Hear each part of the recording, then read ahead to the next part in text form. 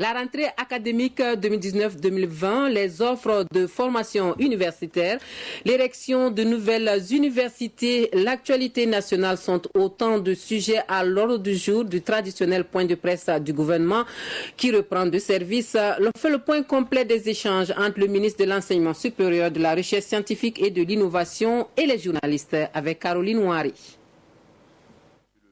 Actualité oblige, le point de presse du gouvernement est dominé par la question de la rentrée académique.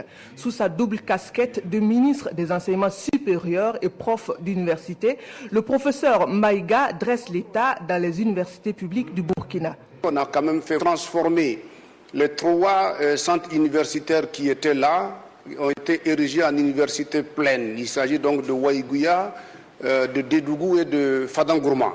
Dans la foulée, nous avons, en 2017-2018, fait en sorte que le centre universitaire de Kaya puisse fonctionner, que le centre universitaire de Gawa fonctionne. Après ces deux, l'année suivante, 2018, nous avons fait fonctionner le centre universitaire de Tenkodogo. À Douri, également, on a procédé à l'ouverture avec deux offres de formation. On a ouvert aussi Banfora, avec 3 offres de formation, les lettres modernes, le droit, les maths, la physique, chimie et l'informatique. Sur la question de la disponibilité du personnel enseignant et administratif, le ministre Maïga rassure, le gouvernement, à travers les mesures nouvelles, y a apporté une réponse. Le cas particulier de l'université Ouaga 2 est aussi posé. Avec une capacité de 10 000 places assises au départ et près de 2 000 lits, le site devra accueillir d'ici à fin décembre prochain ses premiers occupants.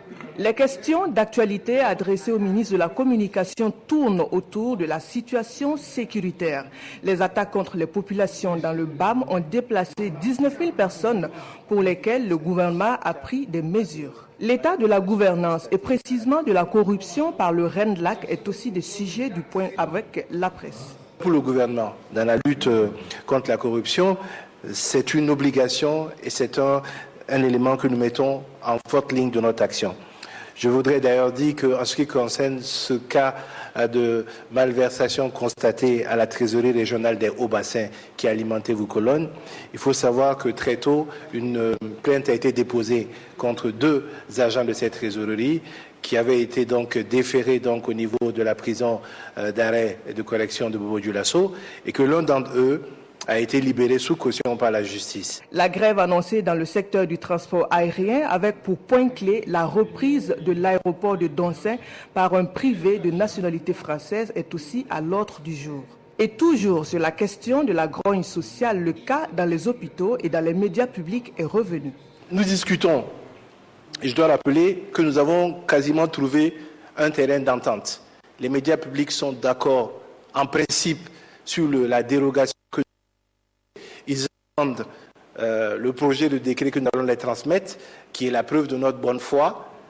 En attendant, je pense qu'on aura déjà réglé le problème. Non, il n'y a pas de base militaire française à Djibo. C'est le démenti du ministre de la Communication à une question posée sur le sujet.